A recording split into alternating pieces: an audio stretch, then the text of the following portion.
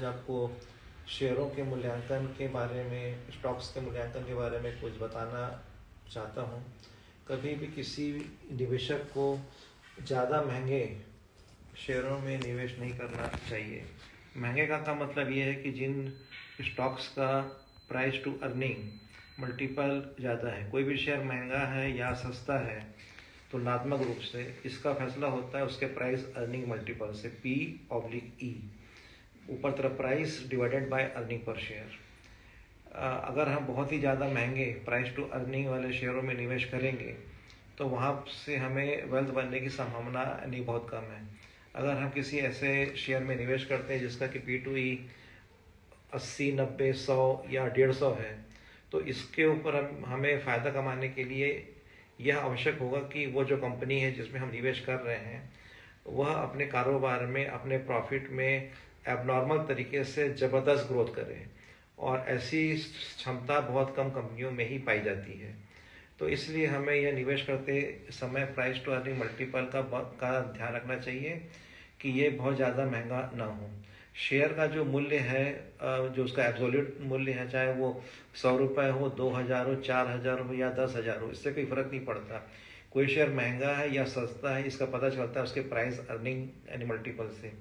तो ये एक पहला फैक्टर हो गया। दूसरा फैक्टर ये रहता है कि कंपनी के जो कारोबार है, सेल्स है और नेट प्रॉफिट में साल दर साल किस प्रकार से मतलब ग्रोथ हो रही है।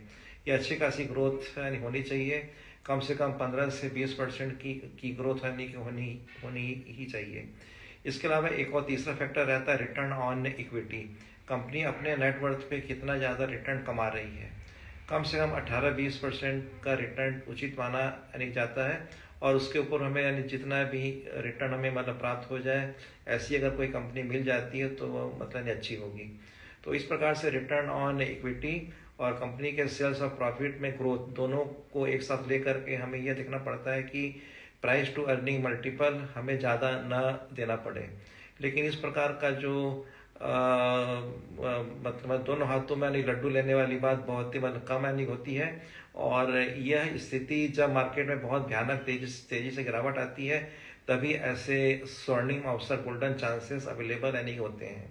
तो ये जो मैंने आपको बताया, जो मूल्यांकन का ये जो है मैन्युफैक्चरिंग कंपनियां होती हैं, इंडस्ट्रियल कंपनियां होती हैं, IT कंपनियां होती हैं और फार्मा कंपनियां होती हैं, उनके ऊपर ये चीज़ यानी कि लागू होती है। जो बैंकिंग कंपनियां हैं या जो नॉन बैंकिंग फाइनेंस कंपनियां हैं जो कि लेंडिंग का काम करती हैं, उधारी देने का काम करती हैं, उनके मूल्यांकन के लिए P/E का प्रयोग नहीं करते। उनके लिए प्रयोग करते हैं price to book value. Price ऊपर divided by book value. Book value का मतलब रहता है कि assets minus liabilities divided by company के जितने भी अनेक शेयर हैं, उससे हमें एक मतलब बुक वैल्यू आने की चल जाएगी पता।